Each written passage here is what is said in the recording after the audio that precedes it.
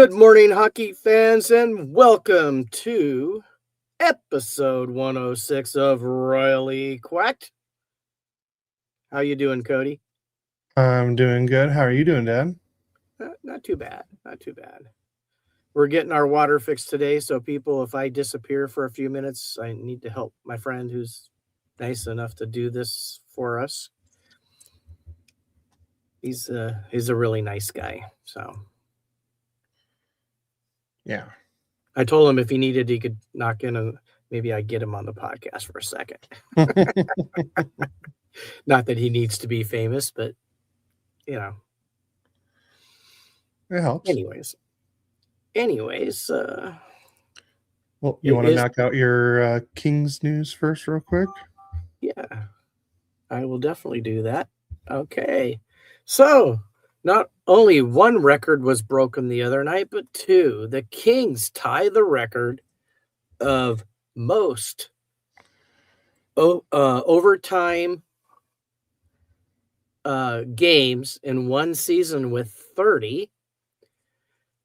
That happened as soon as they went to overtime. And then when they went to the shootout, the Kings now hold the record for most overtime losses in a season with 19. And who knows? We have games left. We could maybe add a few more to that one. We seem to like to go to overtime quite often. On more positive news for the Kings, they have signed NCAA free agent forward Grant Slukinski and his brother Hampton the Hammer Slukinski to entry-level contracts. Grant, 24, signs a one-year ELC for the 26-27 season, and he had 40 points in 39 games played this season for Western Michigan. And the Hammer, who is 20, was the club's fourth-round draft pick in 2023, number 118 overall. He had a .915 save percentage and a 2.30 goals against average in 39 games played this season. Also for Western Michigan University, he signs a 3-year ELC starting next season. And not to mention, as a freshman last year, he led Western Michigan University to the NCAA championship. They did get knocked out by Denver, who is a perennial powerhouse. But still, we can see signs that Slukinski and I think even Carter George are going to make steps up. I think we have Darcy, one more year? I could double check. So anyways,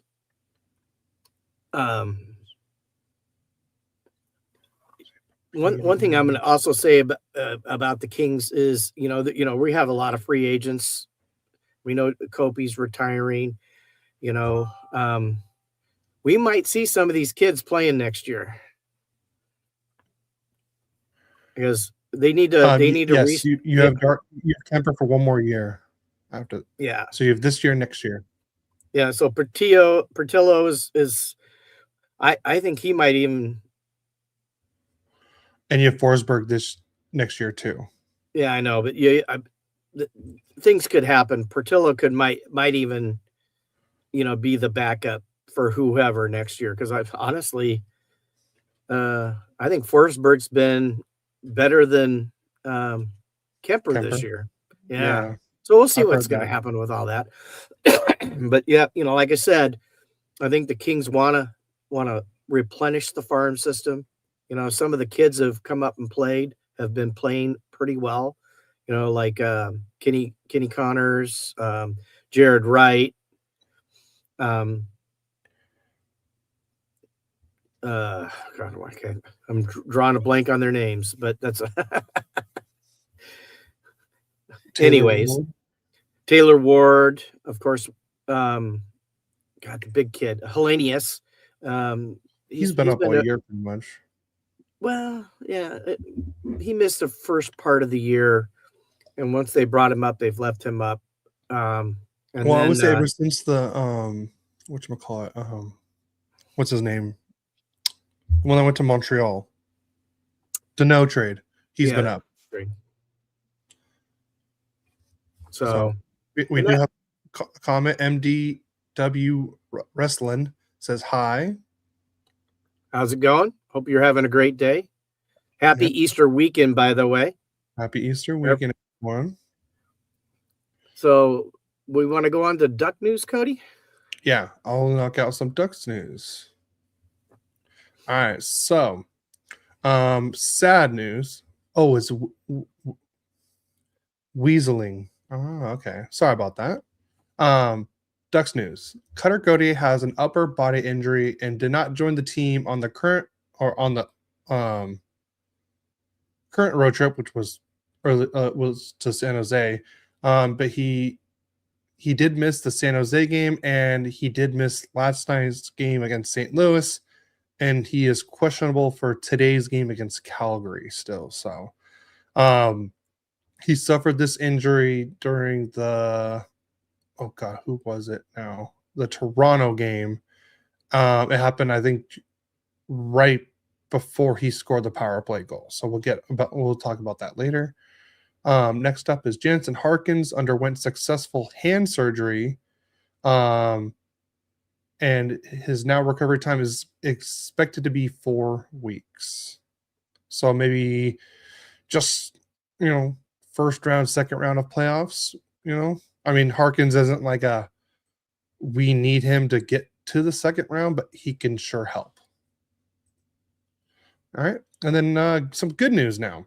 Roger McQueen and Providence got eliminated from the NCAA tournament, and he signed an ATO with the San Diego Gulls for this season, and they're saying he will sign his ELC with the Anaheim Ducks starting next season. That's per Puckpedia. He just played his first game with the Gulls last night, and let's see, he did get a point in the game. He got, where is it? Roger McQueen found his first career AHL point in his AHL debut, and he was credited with the primary assist on the Matthew Phillips goal. And San Diego did beat the Bakersfield Condors 6-3. So he's already contributing up in the AHL, so that's very good news for the Ducks. I don't know how the whole ATO thing works, because I know, like, with college it's different than juniors, where I don't know if as soon as he plays professional hockey, he can't go back to college. I would have liked him to play one more year of college to really dominate up, college, and then bring him up next year. But I mean, maybe Verbeek and the scouting staff sees something different. I mean, we all thought, Leo should have gone back to Sweden, and then look what happened with him. We all thought Seneca should have probably gone back to juniors. Look what happened. So, so maybe they're seeing something that we're not seeing. So, I hope Roger McQueen plays well, and we might see him up with the Ducks maybe this year. You don't know that. So, and the last bit of news is John Carlson was named the third star of the week in the NHL, ending for the week of March 30th, 2026. Everything good over there? Yeah. My buddy Mark Wexler, Mark. He called last night where we were at our Good Friday services, and it was a little late to call him back by the time we got home, and said to give him a call, and I'll probably do that sometime after the podcast. He was calling again. Got it. So I'll give him a call. We haven't talked in a while, so Mark, if you're listening, I will call you back. Promise. So, okay. So if you guys hear a little whimpering, we have a new puppy. Do you want to bring her up, make her Royally Quacked debut?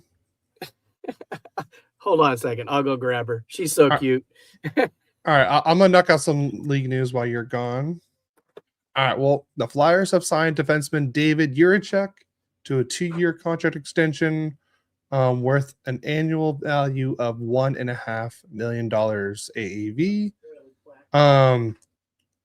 I'm going to save that one for later. Goaltender Trey Augustine will report to the AHL's Grand Rapids Griffins on an amateur tryout for the remainder of the season. Additionally, has signed a 3-year entry-level contract beginning in 2026-2027. Oh, look at little Stella. Here's my new co-host, Stella. Say hi, everybody, Stella. Hi, Stella, or I call you Oreo. Yeah. Well, she does answer to Stella now. Oh, okay, that's good. And she has no taste because she follows me wherever I go.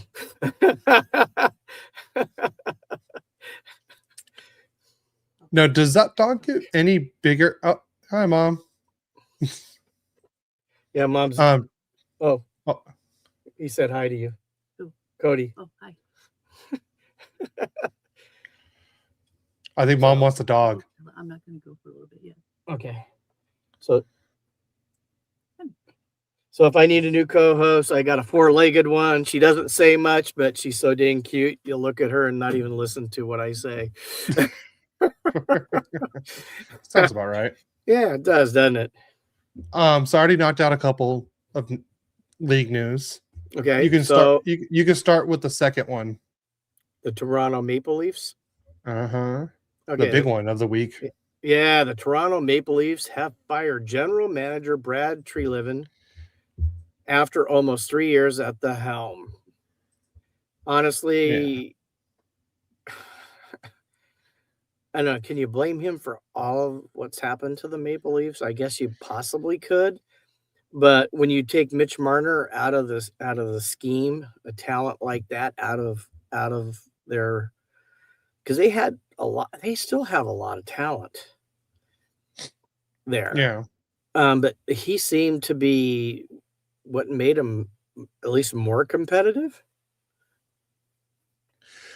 I just think he tried to make them like the Florida Panthers, and it blew up in his face. That's what he was doing. It didn't work. So the smart thing to do is play to your players' abilities and use that to their best abilities as you can. And that doesn't always necessarily following a pattern that had high success. Yeah. And the Florida, you got to say about the Florida Panthers, they were really good at getting people at great prices to come in and be what they were the last 2 years. I mean, no doubt, definitely deserving of being a 2-time champion, which we don't get that very often where they repeat like that. But they were tough to beat. Yeah. And it's a nice strategy and a plan to try to emulate that. But if you don't have the talent and the players to do it with, you have to go with what's best for you. In the same purpose, you look at the Ducks right now. The Ducks, they've got a lot of great offensive talent, and it's young. So what do you try to outscore the other team? Yeah. And it doesn't always work for them, as we've seen. But when it does work, it's so much fun to watch, to be honest with you. Who doesn't like goals being scored, True. But I can't see like the Ducks doing the Florida plan. It just wouldn't work for the talent they have. Now, it would work more for the Kings than it would be the Ducks. But then again, you still have to score goals to win games. And unfortunately, I mean, not that they don't have some talent, but they didn't have the scoring talent that Florida has. So in my book, like I said, you have to take what you have and make the best with it. And it doesn't always mean it's the same as somebody else. And you can't just try to make a model and make it work, especially if the talent doesn't fit it. Because I think if the Ducks would try to do that, they wouldn't be where they are right now. Yeah. I mean, I think one thing they really need to do is really get a little bit better defensively if they really want to make a difference. That's the difference right now of them being an elite team and just a playoff team, because they're definitely a playoff team this year. But if they want to be elite, they got to play a little bit better defense. I mean, Dostal can't save you every time. Yeah. So, okay. That was long for one thing of league news. Yeah. Next up is someone that people were kind of maybe thinking about him being the next general manager of the Maple Leafs, but the Dallas Stars are like, nope, he's ours. The Dallas Stars have signed general manager Jim Neal to a 2-year contract extension. And you can skip the next one because I wanted to talk about certain ones together, but you can skip the Trey Augustine one. I already talked about that one. Oh, did you? Yeah, so you can talk about the other big one. Not to mention that he was USA's World goalie Juniors. for World Juniors for the last few years, Yeah. and very, very good at it. Very good. There's my throw in on that one. The Yeah. Vegas Golden Knights have fired head coach Bruce Cassidy and have named John Tortorella as their new head coach. Tortorella's deal with the Vegas Golden Knights is for the remaining 8 games of the regular season and obviously the 2026 Stanley Cup playoffs. Any decision on seasons beyond will be made at the end of the season, per John Shannon. Now, that surprises me. I think it surprised everyone. They fired a recent Stanley Cup winning coach with just 8 games left in the season. And the only thing is, I know like Bruce Cassidy has that reputation for being a very hard-ass kind of coach, where he's not really a player's coach, where people kind of get tired of him pretty quick. But John Tortorella is like almost that same kind of coach. So you're just kind of like, I don't know, it's just a different voice, same thing. Unless like, because so John Tortorella was part of the coaching staff with the USA for 4 Nations and the Olympics. And Mike Sullivan told them, was like, hey, I don't need you to be you. I need you to be the old wise man of the coaching staff. So maybe he's going to be more of the old wise man, or is he going to be more of the John Tortorella? That's the thing I'm curious about. Yeah, I it's going to hard to see that in 8 games, but maybe we'll see a glimpse of it. But beyond that, I mean, Bruce Cassidy is a well-respected coach. Yes. And you said Stanley Cup winner, right? So recent Stanley Cup too. Yeah. So my thought, Kings, Bruce Cassidy. Yeah, I mean, I've already heard that. Their system that they have, if they continue to play that system, he would be a great coach for that, I think. Yeah. He would be that tough guy who would make them play. I mean, I almost would like to kind of, if we had the talent to do the Ducks thing, just because it's more fun to watch. Yeah. Maybe with a little bit of, I mean, we do have that defense. We just don't have all that offensive talent, especially the young offensive talent that the Ducks do. But I don't know. Just a thought, fans. What would you think about Cassidy being the next Kings coach? Or do you like what DJ Smith I think his name is, right? Yeah, DJ Smith. But I mean, you also got Pete DeBoer still available. Peter Laviolette's available. I mean, who knows what's going to happen with Rick Bowness and Columbus, and you never know. There could be another coach available. Yeah. After the season. Well, I guess we're not too far away. Just a few months away from the Stanley Cup Finals happening. Who knows who's going to be there? Are we going to have one of those weird seasons where you're going to have these teams not expected to be there this time? We'll see. I mean, because there's a lot of teams that have really stepped it up this year that were surprises. Not that they weren't eventually going to do it, but they did it this year. You know, the Yeah. Ducks, the Sharks, Pittsburgh, Islanders, Boston, well, yeah, and Columbus is pretty good too, right? San Jose. San Jose.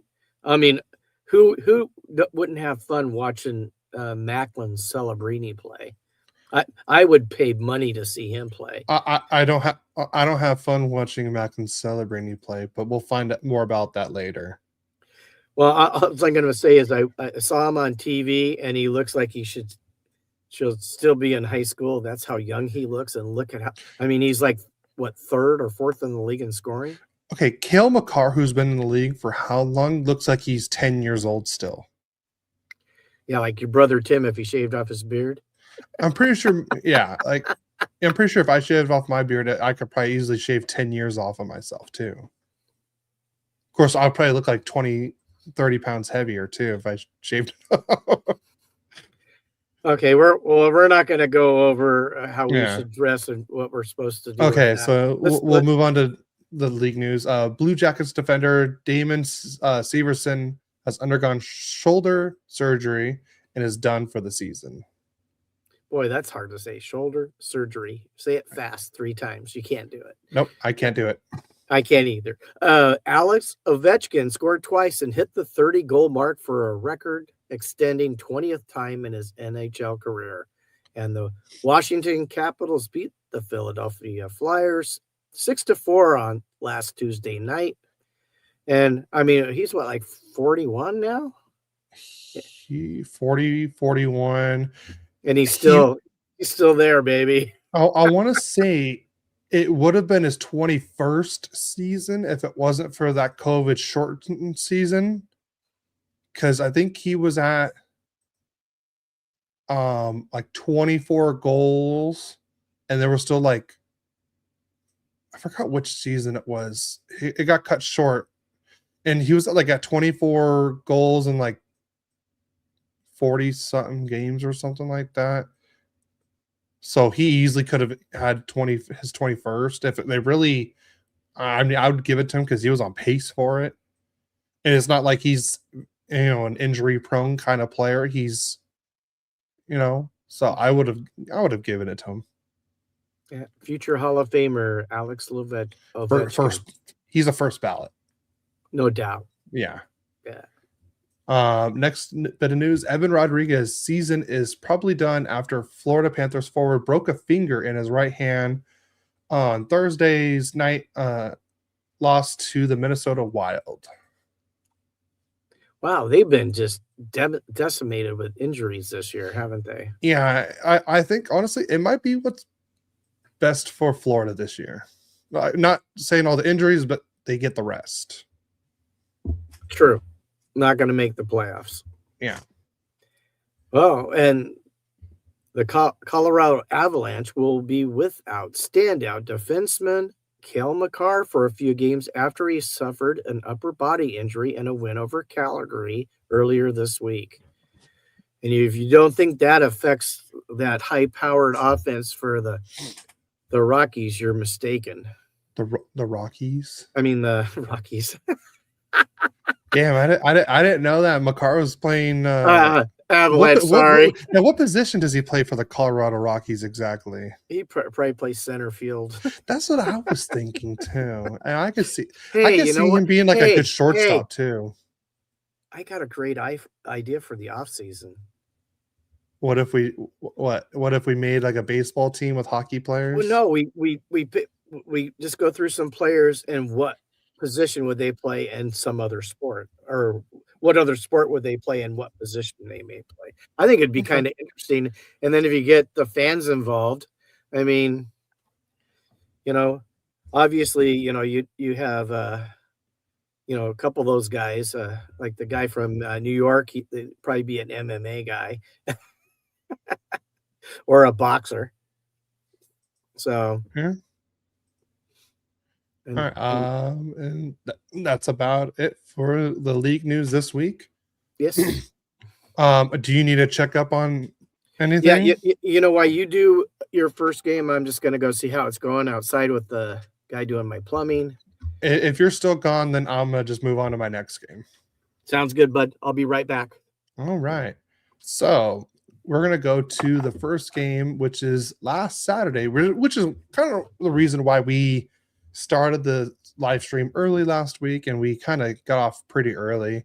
Because we were going to the watch party at Brewery X with the Anaheim Ducks. You know, we got to see JoJo, Wowing, Ali K, Mikey from the Mighty Ducks Club. You know, met some very great people. You know, passed out some stickers and everything. So we'll get into the game right now. The Ducks played their last road game of that trip in Edmonton, and let's just say it didn't start very well. There was no scoring in the first period at all, but then who other than Connor McJesus with his 42nd goal of the year makes it 1-0 Edmonton on a backhanded shot at the 7:36 mark. And then so it's 1-0 going into the third period. And then Jack Roslovic gets his 20th of the year to make it 2-0 Edmonton, and that was around the 5-minute mark. And then Matt Savoy gets his 14th of the year. It makes it 3-0 Edmonton at the 6:10 mark. No, things are not looking good for the Ducks right now, but our rookie phenom, Beckett Seneca, gets his 22nd of the year. Assist for John Carlson, his 43rd assist, and Jackson McClellan, his 42nd assist. And that was on a tip-in shot at the 6:53 mark. So just 43 seconds later after Edmonton made it 3-0. So that's 3-1 Edmonton. And then at the 9:41 mark, who other than Cutter Gauthier with his 37th goal of the year, VL with his 6th assist, and John Carlson's 44th assist made it 3-2 Edmonton. And then so the Ducks are storming back. They're playing well at this point. They pull the goalie and they just fall a little bit short. Zach Hyman gets the empty netter to ice the game to make it 4-2 Edmonton. And like I said, I met some great people at the watch party. And I don't know why it was so hot that day. And all of us were just dying watching the game outdoors. But honestly, I highly recommend it. It was so much fun. They do giveaways at the watch party. That's how I got this. I technically got 2 of them, but my mom stole my other one. My mom won a signed puck for Mason McTavish because she did a duck call. I also got this really cool towel too. That's eventually going to go up here somewhere, either over here, or probably right here maybe. So I'm going to try to find a place to put that. But yeah, I'll go over the stats real quick with you guys. The Ducks barely got outshot 34-33. We did win the faceoff percentage, 60-40. Probably one of our best faceoff games. Mom. The watch party was funny, even though I made a fool of myself. And if you guys haven't checked it out, it is on. I did make a reel of my mom doing her duck call. But I mean, anything's better than the guy that went before my mom. You know, for us Ducks fans at least. At a Ducks watch party, there was a guy that literally started doing a LA Kings chant. Let's just say his chant didn't last very long. He got booed very quickly, and JoJo shut off his mic pretty quickly. So, and then my mom went, and then this other girl that blew everyone's eardrums out with her duck call. But my mom won a signed Mason McTavish puck. And it was really cool. That's also on the Royally Quacked social media page. So go check it out on Instagram and actually in Twitter and everything. So go check that out. The Ducks were 0 for 3 on the power play, but they were perfect on the penalty kill. We got out hit 22-15. Edmonton had 18 block shots to the Ducks 15. Ducks had 11 giveaways and 6 takeaways. And the Ducks lost the season series to Edmonton 2-1. That's the last time we play Edmonton this year, unless it's the playoffs. We'll see about that. And then your 3 stars of the game is, let's see, Number 3 is Connor Ingram, who had a 2 goals against and a 939 save percentage. I will say he played very well. So good for him. And then John Carlson was the number 2 star with the 2 assists, 2 points. And then the number 1 star was Connor McJesus with the 1 goal, 2 assists for 3 points. So, and then I'm gonna just remove him for now. Look, it's gonna be we'll just make it just me. Boom. How you doing, guys? So then I'll move on to the next game, which it was not it was fun for a little bit. So the Ducks host the Toronto Maple Leafs, and we all knew what was going to happen. Gudas was hurt, but I will say, I do like what Gudas did. He said, hey, no matter what, I am playing this game, no matter what. And he was in the starting lineup, and sure enough, I know my mom was texting me. He's like, hey, like, how soon do you think this is going to happen? I'm like, I think right at puck drop. And I didn't even think she said it before I did. But sure enough, right when the puck dropped, Max Domi and Radko Gudas they went at it.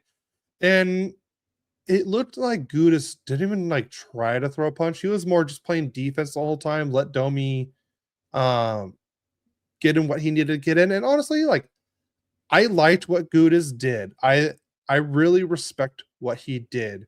He knew what he did in Toronto was bad, and he like I said, didn't even fight the suspension. He knew he deserved it, and he took the punishment like a man, like a true leader.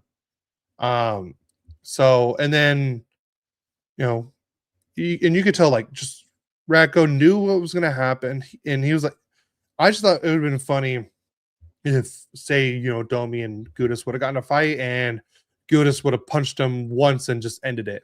How do you keep going from there? You try to defend your captain. Toronto's trying to defend their captain, then you get knocked out. I thought that would have been funny, but good on Gudas. I would say I really respect what Gudas did this game. And also, I thought he played pretty well in this game too. And then there was another incident where, was it Pavetta, I believe is his name, came right off the bench and went straight to Gudas, kept cross-checking him, and Gudas didn't fight back. He was like, you know what? You're going to get in trouble for this, not me. He was like, I'm not going to ruin this for my team. He took it, and sure enough, the guy got kicked out right after. And then Domi ended up getting kicked out too because he kept trying to fight people, and he was kind of being a little pest. Let's just say that. But so, like I said, and they had top referees for this game. They had George Peros, the guy that's in charge of the players of defense. I don't know why I can't think of the guy that hands out all this. I can't think of the Department of Player Safety. There you go. There. I don't know why I couldn't think of that. But we'll talk about the game. But the one thing I'm going to talk about, God, the Ducks need to do better on the power play. Oh my God. We had a 5-on-3 power play for a full 2 minutes, and maybe got one shot on goal. And I think we had a crossbar and everything. Guys, we got to score on a 5-on-3. That's just bad. But we'll go into the game now. So for the third time since the Olympic break, I want to say, the Ducks actually scored first. Oh, he's back. Hello. All right. I'm talking about my second game now. I'm just getting into the scoring now. But Leo Carlsson gets his 25th of the year on a snapshot. Troy Terry gets his 36th assist, and Olin Zellweger gets his 14th assist and makes it 1-0 Anaheim. And then I talked about this play earlier, is Cutter Gauthier scores on the power play, kind of surprises Stolars on this shot. Granlund gets his 16th assist, and Kreider gets his 25th assist, and that was Cutter Gaudier's 38th goal on the power play, and makes it 2-0 Anaheim. And then John Tavares, I don't know, we just can't defend on the penalty kill against the Maple Leafs. That's what killed us in this game too. Was the special teams all around was bad. Tavares gets his 27th of the year, makes it 2-1 Anaheim, and that's all the goals in the first period. We move on to the second period, and then John Carlson gets his first goal as an Anaheim Duck. Jackson Lacombe gets his 43rd assist of the year, Seneca's 35th assist, and it's 3-1 Anaheim. And then the third period was just all Toronto. Matthew Nyes scores on the power play, gets his 21st of the year at the 6:55 mark, makes it 3-2 Anaheim. Then you leave William Nylander wide open, or as Brian Hayward kept calling him all game, Michael Nylander. Yeah, Brian Hayward kept calling William Nylander by his dad's name the whole game. So after the Nylander goal, it were tied 3-3. And then Morgan Riley scored his 10th of the year to get 4-3 Toronto. And sure enough, guys, this was all within almost 10 minutes of each other. Like, we can't be that bad for 10 minutes like that. But luckily, Uncle Leo, who actually did get somewhat injured this game, I would say I was scared about this game with our players getting injured, just how Toronto was going to come out. But none of the plays that like Cutter and Leo got injured on were like anything. I was like, oh man, like I'm worried about. It was nearly nothing the Toronto guys did. The Cutter one was just like on a normal cross check. The ones that you see everywhere. It just probably hit him wrong. And then the Leo Carlson one, it was just like he kind of got injured more from Troy Terry than anything else. But Uncle Leo gets his 26th goal of the year, ties it up at 4 apiece at the 18:21 mark. Trouba gets his 23rd assist, and Lacombe gets his 44th assist of the year. And we go into overtime. And all I can say is the Ducks had so many grade A chances in overtime. I will say Stoli, the goalie, stood on his head, and he prevented. I would say he was probably the main reason why Toronto won in overtime. But then John Tavares was left wide open right in front of the net, and he gets a nice tip-in shot, and we lose 5-4 in overtime. At least we get the overtime loss. Not as much as the Kings normally do, but we get the overtime loss. We'll go into the stats now. Let's see. We've got so many penalties this game. We did outshoot them 32-29. I don't know how we won the faceoff percentage. Toronto has good faceoff guys. We won 57-43. Now here's where everything sucked. 1 for 6 on the power play. 1 for 6. It has to be better than that. 2 for 4 on the penalty kill. Got to do way better than that. If we just, get one more, one less each way, this game is over. The Ducks win. But no, we got to be a lot better on special teams. We did get out hit 28-15, but I think we all saw that one coming. The Ducks had 10 block shots, 23 giveaways, and 6 takeaways. And the Ducks sadly get season swept by the Maple Leafs. We'll do the 3 stars. Let's see. And the 3 stars of the game is John Tavares is the number 3 star with 2 goals, 1 assist for 3 points. William Nylander gets the number 2 star with 1 goal, 3 assists for 4 points. And then the number 1 star is Uncle Leo Carlson with the 2 goals and the 2 points.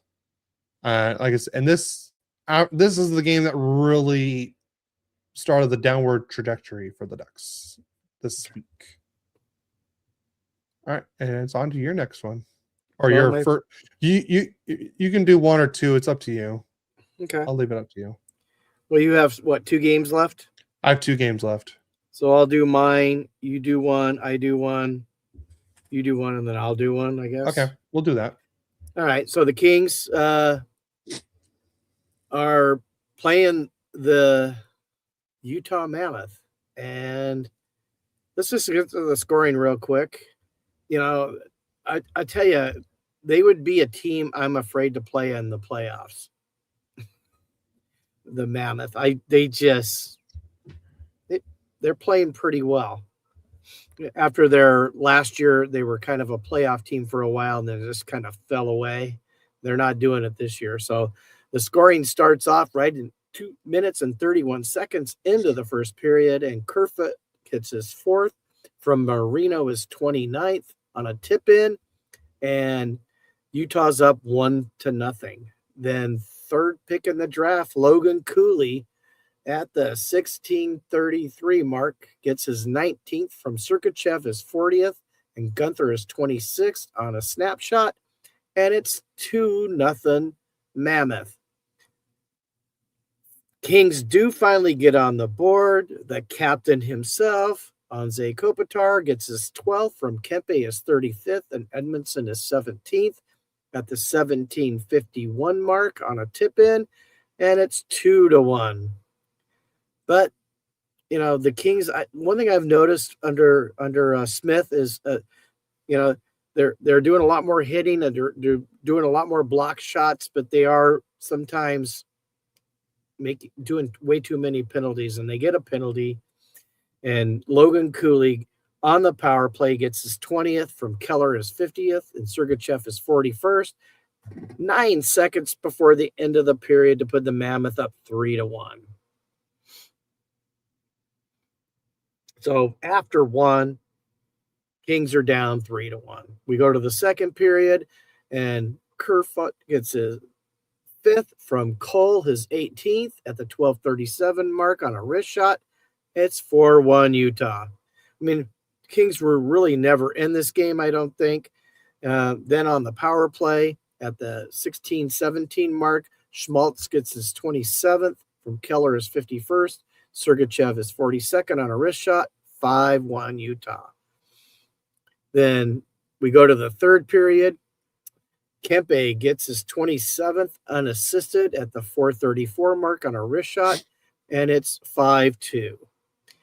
Then Jack McBain gets an empty netter at the 13:53 mark. Wow. We're the New York Islanders all of a sudden, and we're pulling the goalie, with 8 minutes left. But he gets an empty netter from Peterka, his 21st, and Sergachev, his 43rd on a wrist shot, and that's the final 6-2. Let's go to the stats. The Kings actually outshoot the Mammoth 31-28. They win the faceoff circle 53.2 to 46.8%. But the Mammoth are 2 for 3 on the power play, and the Kings are 0 for 2. Hits, the Kings out-hit them 36-21. Wow. I mean, all of a sudden, this has become a hitting and block shot team. They also had 24 block shots. Utah only had 13. But we gave away the puck 17 times. Utah only 13. And on takeaways, Utah 6, the Kings 2. Let's go to the 3 stars of the game. And the number 3 star is Logan Cooley with 2 goals. The number 2 star is Alexander Kerfoot with 2 goals. And the number 1 star with 4 assists is Sergachev. So, I mean, not a king in the bunch. It was pretty much a dominant game by the Mammoth. The Kings weren't even in it. So, on to your game code. All right. So our third game of the week, we go up to our rivals in Northern California, and we go against the San Jose Sharks. And just like typical fashion in this game, the Ducks give up the first goal. Shocker. Will Smith gets on the board on the power play. His 22nd of the year. It makes it 1-0 San Jose, and that was at the 4:37 mark. And then we go on to Ryan Poehling, who gets his 10th goal of the season and ties it up 1 apiece at the 17:47 mark. Drew Hellison gets the assist on this one, his 11th assist, and Dostal apparently got his first point as an Anaheim Duck right here. So congratulations to Dostal on that. That's what they said on the broadcast from what I heard. So I could have sworn he's gotten assists before. But now we're tied 1 apiece, and that's the first period. We go into the second period, and Alex Killorn gets on the board, his 13th of the season. Drew Helton's 12th assist and Lacomb's 45th assist to makes it 2-1 Anaheim. And that was at the 14:59 mark. And on a nice little wrist shot. Oh, and by the way, what a pass by Drew Helton on this one. That was just a great play. And then the third period, God, we can't even get a full minute into the third period before Macklin Celebrini gets his 39th goal of the year, ties it up 2 apiece at the 27-second mark in the third. So now we're tied 2-2, but at the 4:04 mark, Troy Terry, unassisted, gets his 18th of the year and makes it 3-2 Anaheim. And it was back and forth this game. But the last, I would say, 7 minutes of this game was just all Sharks. And you're going to find out real quick why, because at the 18:21 mark, Macklin Celebrini gets his 40th goal of the year and ties it up 3-3. So we're tied with just a little over 100 seconds left, like 99 seconds left. And I'm like, okay, whatever. And this is what I was thinking in my mind. Okay, we're tied. Just hold it off for the last 90 seconds and we'll go into overtime. But nope. What happens is at the 19:29 mark, so with 31 seconds left, Alexander Wennberg scores and makes it 4-3 San Jose. And that is your final. The Ducks blow 2 straight third period leads. This team cannot hold a lead to save their life right now. It's bad. I feel like the only way we can win is if we tie it up late and then score, like pretty much what just happened to us. Or like it's either this way or the way Toronto beat us. That's the only 2 way I feel like the Ducks could win. Is we score a late goal in the third period to take the lead and then we hold them off, or we we tie it up and then go into overtime and we win in overtime or shootout. So the Ducks got to find other ways to win, and I feel like the only way we can win right now. The stats: the Ducks did outshoot San Jose 31-21. We did lose in the faceoffs 59-41. Ducks were again 0 for 3 on the power play, and San Jose was 1 for 2 on the power play. The Ducks had 20 hits, 15 blocked shots, 9 giveaways, and 5 takeaways. Right now, San Jose has the season series lead right now, 2-1, but we still have 1 more game left on April 9th. So this upcoming week. So let's all be ready for that. That's going to be a very important game for multiple reasons for the Ducks and the Sharks. We'll talk about that later. Your 3 stars of the game. What a shock. Not a single Duck. Wennberg, 1 goal, 1 point as the number 3 star. Will Smith, 1 goal, 2 assists for 3 points. And Macklin Celebrini, the number 1 star, shocker, with 2 goals, 2 assists for 4 points. But I'm sorry. I think Celebrini is going to be the Hart Trophy winner. I think he should. If the Sharks get in the playoffs, I think he is the Hart Trophy winner. Yeah, I was going to bring that up, Cody, but you beat me to it. I was going to say, he's something special. Mm-hmm. Really is. I mean, yeah. Wow. I mean, what a player. I wish he was the King. I wish he was a Duck or not in our conference. Yeah, well, we get McDavid and we get him. Yeah, so good luck to us, right? Yeah. Yay. I'll let you talk about your next game. I'm gonna look up something for the Sharks real quick. So okay, so Wednesday, April 1st, the St. Louis Blues come to Crypto.com Arena to play the Kings. And, in the first period, it was a battle, but no score. We go to the second period and took all the way to the 16:59 mark for who else but probably Kings MVP Adrian Kempe gets his 28th from LaFerriere his 19th and Panarin his 50th on the power play on a wrist shot, and it's 1-0 Kings.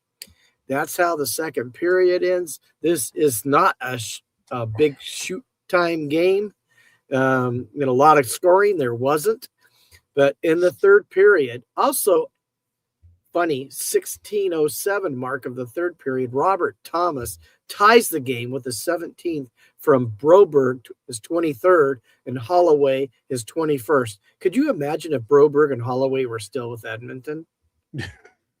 I mean, they become two. I mean, that was some really smart pickup by the Blues. Those are two players that are going to be there for. Trust me, I know. After we'll talk about that in my game. Sorry to bring up a wound. I did not who scored and who did all the damage in that game. Anyways, so we go to overtime and funny. Not an overtime loss this time, but an overtime win. Trevor Moore gets his 11th from Kopitar, his 23rd, and Doughty his 17th at the 156 mark on a snapshot, and the Kings win 2-1. That is not an April Fool's joke, by the way, since that was on April 1st. I just want to make sure I make that. It's funny that you say that. I right before I went to sleep, I was so mad about the Sharks game. It took me forever to go to sleep. I'm thinking in my head, I'm like, I really hope this was an April Fool's joke that the Ducks were playing on us and they really won like 20-0. Sorry, Cody. Yeah. If I was next to you, I'd pinch you to wake you up. So let's go to the stats for this game. The Kings did outshoot the Blues 26-24. They won the faceoff circle 52.5% to 47.5%. And for once, they win the power play. They were 1 for 3. The Blues were 0 for 3. They out-hit them 26-15. More block shots for the Kings. They had 23. The Blues 14. They did win the giveaway, which you don't want to win that. They gave away 21 pucks. Blues 17. But on the takeaways, the Kings win 7-4. Let's go to the 3 stars of the game. And I can't say I disagree with how they picked these. Robert Thomas was the 3rd star with a goal. Adrian Kempe was the 2nd star with a goal. And Trevor Moore with the game winner was a number 1 star. Now on to your next game, Cody. All right. So, if anyone wants to, help me buy a punching bag that I could put right next to where I watch the games. This is like I usually watch right here. I'm usually at my desk watching the game on my computer. I would really like to have a punching bag right now when I'm watching these games because I either want to punch my computer screens or throw my phone. So if anyone wants to help me buy one, let me know. Or just donate one. That'd be great. So the Ducks hosted Cam Fowler and the St. Louis Blues in this game. And just for the 4th time since the Olympic break, the Ducks score first. Ryan Poehling gets the scoring start in this one with his 11th goal of the year. Mason McTavish gets his 21st assist, and Olin Zellweger gets his 15th assist, and that was at the 151 mark. And then, just like I said before, the Ducks cannot hold the lead to save their life, and Robert Thomas gets on the board and ties it up at 1-1 at the 524 mark. And then, as my dad said during his game recap against the Blues, Dylan Holloway on the power play gets his 18th of the year, makes it 2-1 St. Louis. And then, luckily, Jeffrey VL helps us out at this point in time. It ties it up 2-2 on a nice pass by Ryan Poehling, by the way. That was Poehling's 23rd assist and Drew Hellison's 13th assist and VL's 3rd goal of the year. And that was at the 16:01 mark. And then Jonathan Bergen gets his 8th of the year to make it 3-2 St. Louis at the 1844 mark. So the Ducks are down 3-2 after the first period. And then it was all St. Louis after that. And I am not kidding. Second period, Pius Suter gets his 13th of the year at the 3:08 mark, 4-2 St. Louis. Colton Parayko, after punching and elbowing Seneca in the face, gets on the board with this second goal of the season to make it 5-2 St. Louis at the 16:50 mark in the second period.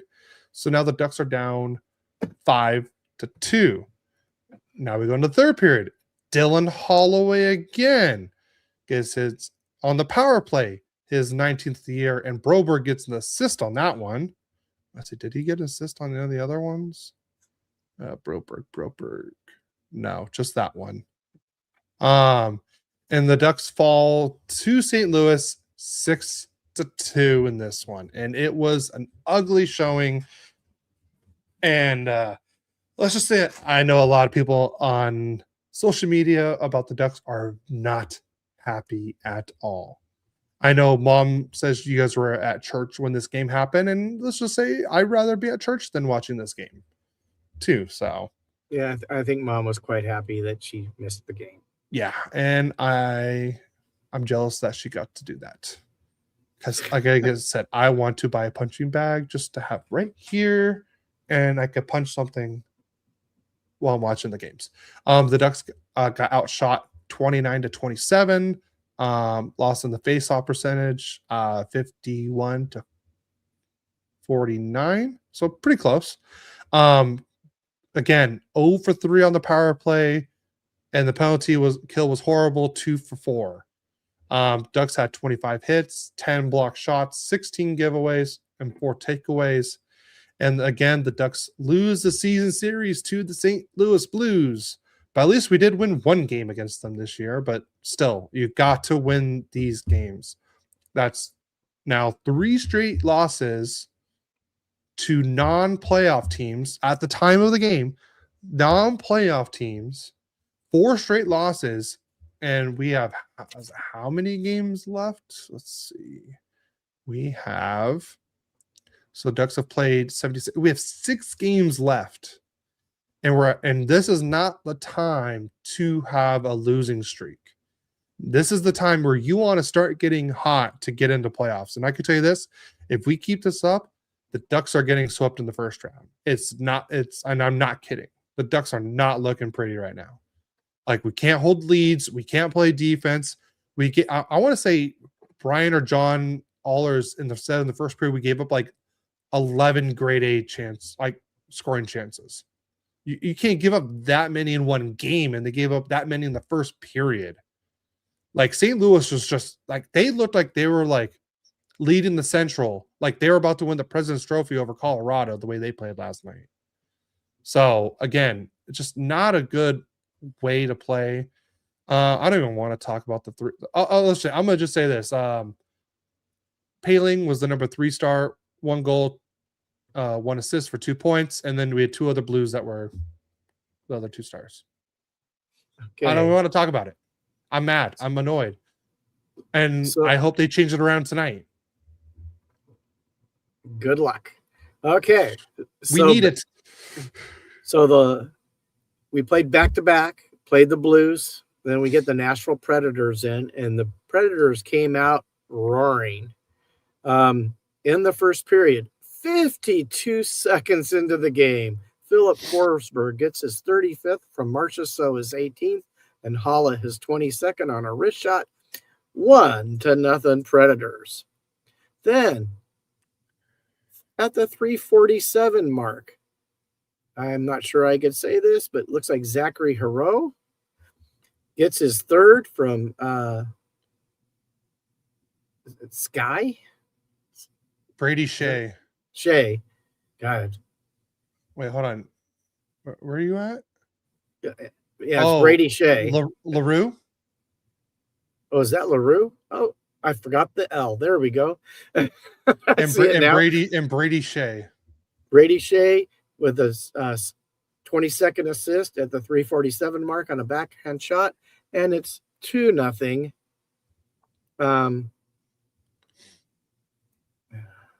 For the Predators. So that's how the first period ends, and then we start the third period, and just 2 minutes and 2 seconds in, Marchessault gets his 12th from Wood his 12th, and Barron his 9th on a wrist shot, and it's 3-0 Nashville. So looks like April Fools came a day late. Then Adrian Kempe. I mean, who else is going to score for us? It seems like Kempe he's about one of the only ones that does score anymore. He gets his 29th from Panarin, his 51st on a deflection at the 6:09 mark. It's 3-1. Then Steven Stamkos at the 8:19 mark gets his 37th from O'Reilly, his 43rd, and Yossi his 37th on a wrist shot, and it's 4-1 Nashville. Then Adrian Kempe gets his 30th from Edmondson, his 18th, and Kopitar his 24th on a snapshot at the 13:29 mark, and it is now 4-2 Nashville. Then I think what a great pickup Scott Lawton was for us. He gets his 12th from Armia, his 12th, and Anderson his 14th at the 15:45 mark on a wrist shot. Now it's 4-3. All of a sudden the Kings got some steam. So they're down 4-3 going into the third period, and who else but Joel Armia gets his 11th from Jared Wright his 2nd, and Dumoulin his 15th at the 9:57 mark on a wrist shot, and the game's tied 4-4. Then we go to the shootout. Oh my goodness, what a shootout it was. First of all, Kempe tries a wrist shot, and it obviously it was saved by Saros. Then Ryan Riley tries a wrist shot against, I think it was Kemper, and he doesn't score. Then Panarin on a backhand, he fails. Forsberg on a backhand. It seems like they're repeating each other here as they go back and forth. Then Trevor Moore on a wrist shot fails. Stamkos on a wrist shot fails. Kopitar on a wrist shot fails. Marchessault on a wrist shot fails. Laferriere on a wrist shot fails. Halla on a wrist shot fails. Clark on a wrist shot fails. Yost on a wrist shot fails. Byfield, he breaks it up and does a backhand, and he fails. Then it's Armia on a wrist shot fails, and then Evangelista on a backhand puts it in the net, and the Predators on the 8th of the shootouts beat the Kings 5-4. Let's go to the stats. Kings get outshot 34-33. I thought they were pretty much outplayed most of this game. They were lucky to get back in this game. On the faceoff circle, the Kings seem to really have come into their own on faceoffs. They won 56.2% to 43.8%. Both teams were 0 for 3 on the power play. The Kings out-hit them 32-19 on block shots. The Predators 16, the Kings 15. Of course, we out-give away just about every team. We gave away 20 pucks, and the Predators only 12. And on takeaways, we only took 1. That's pathetic. And the Predators had 7. Let's go to the 3 stars of the game. Steven Stamkos was the 3rd star with a goal. Adrian Kempe was the 2nd star with 2 goals. And Jonathan Marchessault was the 1st star with a goal and assist. That ended the week for the Kings. And I think we're going to go we're all done, right? I'm done with mine. So I looked up the Sharks stats. Yeah. Macklin Celebrini has 51 more points than the next highest person. 51 more points. I believe they said 5-on-5 with him on the ice. They're plus goals. And 5-on-5 without him on the ice, they're like at minus 40. That's ridiculous. I also want to say real quick for the Duck side. I also so we have some few injuries. Like I said, Cutter was hurt. Let's see. I know Troy Terry is like still fighting something. He's only playing in games, really. Let's see. We saw Ross Johnson out. Harkins is out.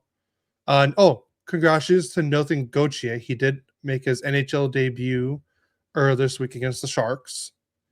And he's looked good. I will say that. Radko Gudas has been out. And I just got a notification. Pavel Minchikov has been out too for a couple of games. But San Diego Gulls prospect, or Ducks prospect, I should say, Tyson Hines got called up from the AHL. Since Ian Moore's been playing left shot defense, and he's right-handed, and it hasn't looked good with him on the left side, so they called up a left shot defenseman. So maybe Tyson Hines will be making his season debut, and he's more of a defensive-minded defenseman too. So maybe that might help. I hope so, because the Ducks really need some help. Right there. I just forgot to. I just saw that. We want to do a quick standings recap too. Well, let's. We've been doing predictions all season predictions, long. right? Yeah, you went 1-3 this week, and you are now 41-33. Hey, you're above 500. Yeah, I got above 500 2 weeks ago, and in that time, I've gone 8-2. And I went 3-0 this last week. So I'm 41-34 and you're 41-33. Why don't we do our predictions real quick? Yeah, let's do the predictions. And then we can go to the standings. I'll do mine first. We play the Leafs today. I'm going bold on this one. We're going to beat them 4-3. And then we're going to play the Preds again. I thought we got totally outplayed by them. I think we lose that game 5-3. And then we play the terrible Vancouver Canucks. I mean, we should beat them easy. Everybody should, but I have them winning 4-2. So I predicted the Kings to go 2-1 this week. Did you switch your? Because that's not the scores I see on my end. I don't know. That's what I thought I had. It says you have the Leafs beating them 5-4, and you said 4-3. Maybe I changed it. I did. I changed it. Okay. As long as you know what you put, that's all that matters. Yeah, let me go back and see what I. You know what's funny? The game that you guys probably need to win the most this week. Kings predictions, I had them winning 5-4, and I said 4-3 instead. So yeah, and then you also said something different for the Vancouver Canucks game too. 5-2. I'll go 4-2. I'll fix that. It's funny. You guys need to beat the Nashville Predators. Yeah, on Monday for the playoff sake. I know. So I'm. You know what? My predictions. Captain of Chaos is in the chat. Old age is catching up. Must have slept in today, huh, Adam? Yeah. All right, I'll do my predictions then. The Ducks tonight on a back end of a home back-to-back. They host the Calgary Flames, and I'm predicting a 4-2 win. And it seems like that's the only time we can get a hat trick, so maybe we'll get a hat trick tonight too. So that'd be nice. And then the Ducks will host the Nashville Predators. I'm predicting a 5-3 win. Adam says he'll be at the Preds game. He'll be at the Kings Preds game. Okay. I thought you were going to be at the Ducks Preds game, and you're saying let's go Preds. I was going to be very worried about that, Adam. But yeah, the Ducks will host the Predators this week on Tuesday. Like I said, a 5-3 win. And then Thursday, the Ducks will host the Sharks for the last time, and I'm predicting a 6-3 win. We got to change things up. We got to win these next 3 games. We got to win. Because right now, we're second in the Pacific right now. We're no longer leading the Pacific. We'll do a quick standings recap. Let's see. In the Atlantic, we almost have pretty much almost a tie. Almost all three.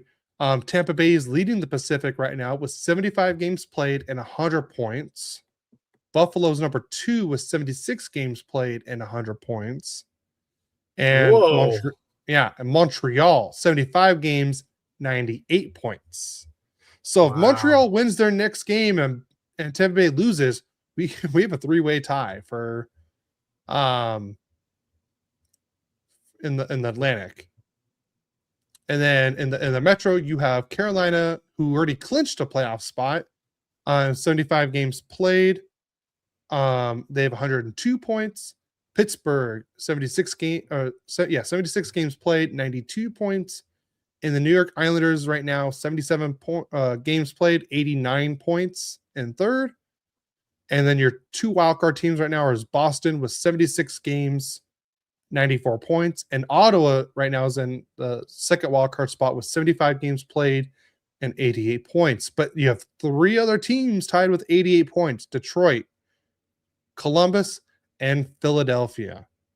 So, and Detroit has played 75 games, and all the other ones have played 76 games. Marco Sturm's done a great job with the Bruins, don't you think? No, he really has. Yes. And everybody wanted to fire him from Ontario. Yeah. So tonight, here's all the playoff scenarios for clinching or being eliminated. Buffalo and Tampa Bay will both clinch a playoff spot in the playoffs tonight. If they win their game in any fashion, or if the Red Wings lose in regulation to the Rangers, or 1 point in their game and either Detroit loses in any fashion or Ottawa loses in regulation. So that's it for Tampa Bay and Buffalo. Carolina will clinch the number 1 spot in their division if they win versus I'm not worried about that one as much. But the Flames can get eliminated tonight if they lose to Anaheim in a regulation loss against Anaheim, or if the Kings win versus Toronto in any fashion. And then the big one, the Florida Panthers can get eliminated tonight with a regulation loss versus Pittsburgh. And there's a lot of other scenarios I don't want to talk about. It's just too much. And we'll move on to the west side now. Central, Colorado already clinched 74 games played, 108 points. Dallas already clinched 76 games, 102 points. Minnesota clinched this week, 75 games played, 96 points. Now we'll move on to the Pacific. Edmonton is now leading the Pacific with 76 games played, 87 points. Anaheim in second, 76 games played, 87 points. So they're tied, but the tiebreaker goes to Edmonton since they have more regulation wins. And then Vegas, 76 games played, 84 points. Utah is holding the wild card 1 spot with 75 games played, 84 points.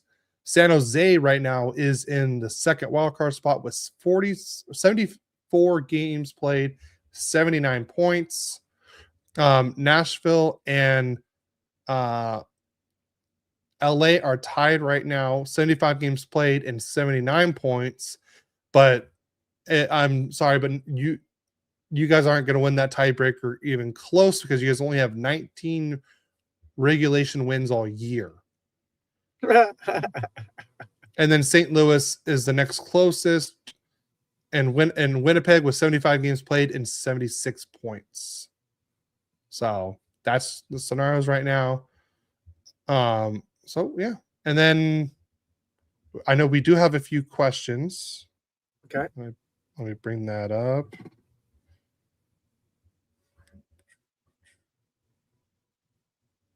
Let's see, where are they? All right. So I had a question before you ask a question. Okay. You have video of Mom at the watch party? It's on my phone. I don't know if I could put it straight on here. Okay. Just if you would have told me ahead of time, I could have done it. I don't know. So it is.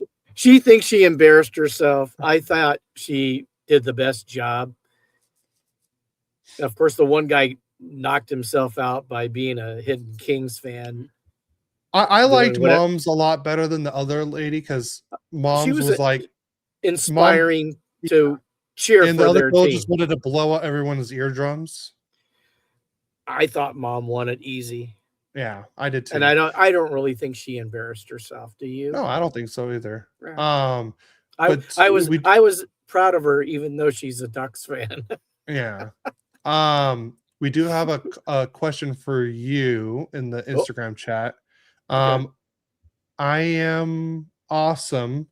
12333 says, think Kings make the push for playoffs. Yeah, it's a possibility. I'll be honest and say I'm not sure they deserve it right now. Okay. I think if they would have stayed more healthy, and had a Kevin Fiala for what he's missed since February, right? Yeah. I mean, he was out even before the finish of the Olympics. Might have made a difference of them being a playoff team or not. I mean, he is definitely one of their more gifted players, and losing him hurt. Could they do it? Absolutely. Anybody can get hot at any time. But, if you're a minus 27, do you really deserve to be a playoff team? I mean, the Sharks are a minus 33, and they're in the playoffs as it stands right now. Minus 33. And what really blows me away is Anaheim's there, and they're a minus 12. A minus 12. Yeah, when we win, we barely win. And when we lose, you lose good. Yeah. Okay. So all right. So that was one question. We have one from Chasing Dreams on Instagram said, based on how we've been playing and who we have left to play, he says over under 2 wins for the Ducks. So let me pull up the rest of the Ducks. Well, they're what, right at 76. So we got 6 games left. I know. Hold on. I'm trying to do this. And you have them winning you have them winning 3 in a row. Yes. Calgary, Nashville, and the Sharks this week. And then the following week, they play Vancouver, Minnesota, and Nashville. Yeah, I'm going to say over 2 wins. It has to be over 2 wins. We need in 6 games. I would think it should be. I mean, Calgary should be an easy one. Yeah. I mean, the rest of them. I mean, you got Vancouver and Calgary. You should at least get 2 wins for sure. Yes, we should. But then again, Calgary and Vancouver have played us very well this year. So who knows? I do have someone did in the Instagram says, what's that from? Was that Mike Ernal 88 says, do you think adding John Carlson has made much of a difference, honestly? Yes and no. He has helped in certain spots. I mean, no, he has not helped defensively, but we all kind of knew that he's not more of a defensive-minded defenseman. So, and the power play has looked bad with him in it. But it's looked bad for him. But I think he has helped, and who knows? Maybe he is that extra help we get in the playoffs. He's been there, he's won, he's done well in the playoffs, so maybe he can help us there as well. So, well, the funny thing is, I thought that was a great acquisition. Yeah, for the Ducks. Does it parlay into it? I'm not sure.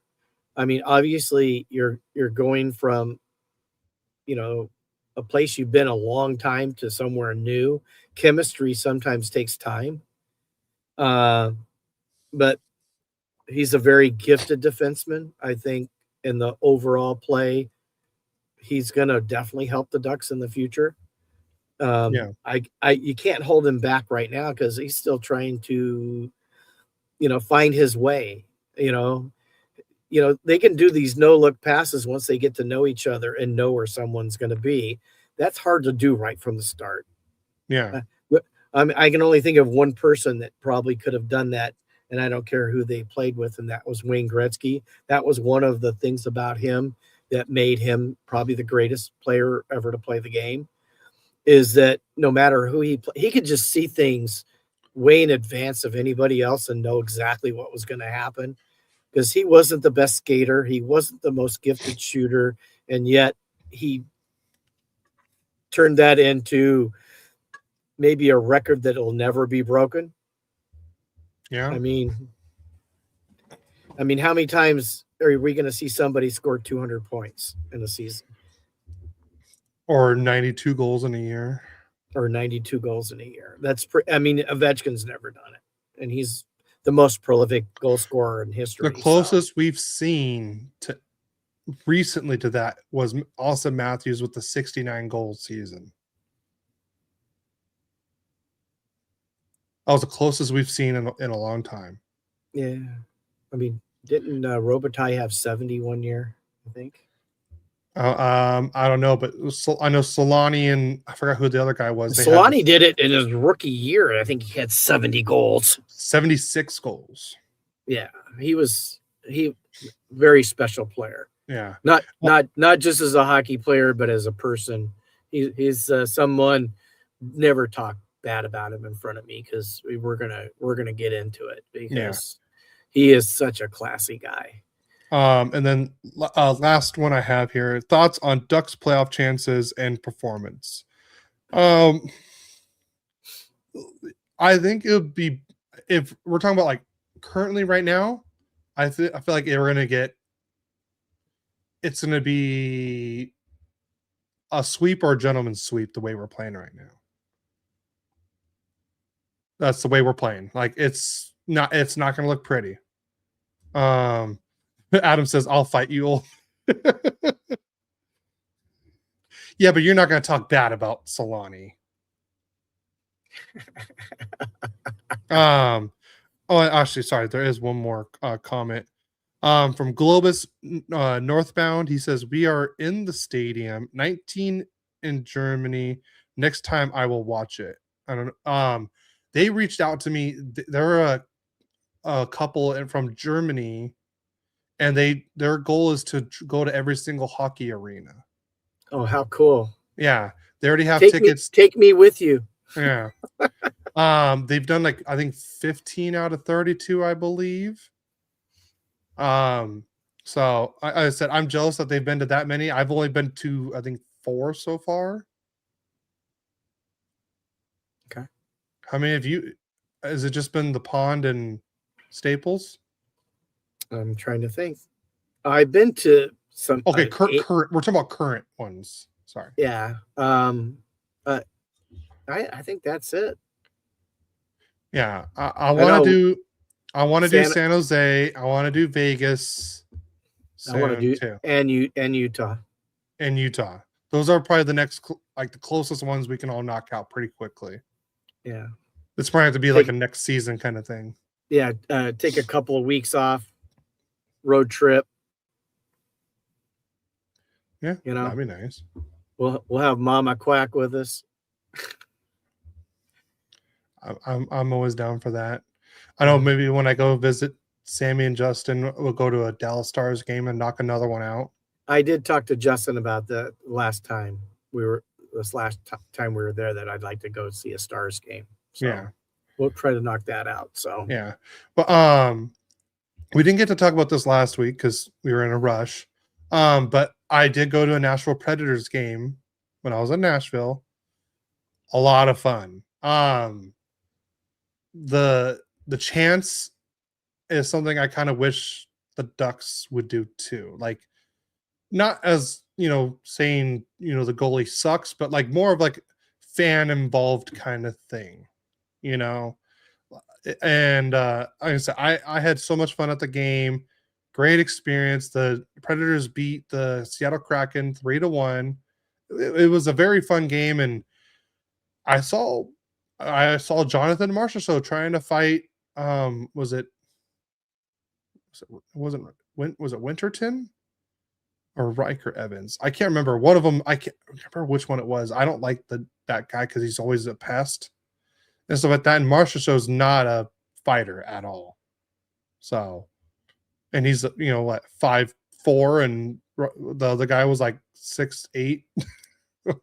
That's what it looked like when they were going at each other. But no, it was so much fun. I highly recommend, if you're in the Nashville area during hockey season, to go see a Predators game. It was so much fun. So far, like I said, I've been to, Ducks and Kings, obviously, and then I've been to the Seattle Kraken and now the Nashville Predators. So I highly recommend. And I've been to 3 stadiums this year alone. So 3 arenas? Arenas, yes. Yes. Gotcha. Yeah, I've been to a Ducks game, Kings game, and now a Predators game this year. And then next week, we will be at the Ducks' last home game. Yes, we will. So if you are going to that game, reach out to us beforehand. Maybe we can meet where they do the intermission. They don't do that anymore there. They don't? Oh, but no, they haven't done that in 2. Well, if they reach out to us, we can. But we can do it. Yeah, we can meet up around there. We can meet up at a spot somewhere with anybody who would like to say hi, and yeah, that'd be nice. We're gonna go have fun. It's your mom's birthday weekend, so. Yep. And then we'll also have another interview podcast. We're doing another interview podcast next week for you guys. Yeah, that will be a recorded one, not a live one. Yeah, we're going to still go live, and then we have a recorded one right after that next week. So, yeah, stay tuned. So I'm very excited about this next one. Me too. Me too. Anything else you want to say before we get out of here? Nope. I think I need to go check and see how my friend that's helping me with my plumbing. I should be over there supporting him, and at least hey, great job, He says, I want in on that one for the road trip one. Or are you talking about the recorded one next week? He's talking about. You don't even know who it is. Don't spoil it. I'm not spoiling it. No, you don't even know who it is. Adam, don't spoil it. Adam, I don't think Adam even knows. You're more than welcome to join us. Yeah. Well, Adam, you could text me and we'll talk. So sounds good. All right. Well, I'll say our little post stuff right now. Make sure you go follow us on all social media platforms at Royally Quacked. Please tell your family and friends about the interview. I could bring hockey player aspect to the interview. He wants it on my birthday weekend. Yeah, Mama Quack. It's not really a player friendly one. Well, I'll tell you later. And the moms he wants on the birthday weekend. But yeah, please leave a rating and a review on your favorite podcast platform. We're on all podcast platforms: Spotify, Amazon, iHeart, Apple. Please go leave a rating and review on that. We'd really appreciate that. We haven't had one in a while, so please, guys, leave a review. I will read it live on the air. Also on YouTube, hit the like button, hit the subscribe button if you haven't. If you know family and friends that haven't done it, hack their phone, go on Royally Quack channel and hit the like and subscribe for them. We need more subscribers. Come on, help us out, please. Last but not least, Stay quacked out there, everyone. And let's turn this losing streak into a winning streak into the playoffs. Anything else to add before we get out of here? Hey, we got a game today. Go Kings, go. And let's go Ducks.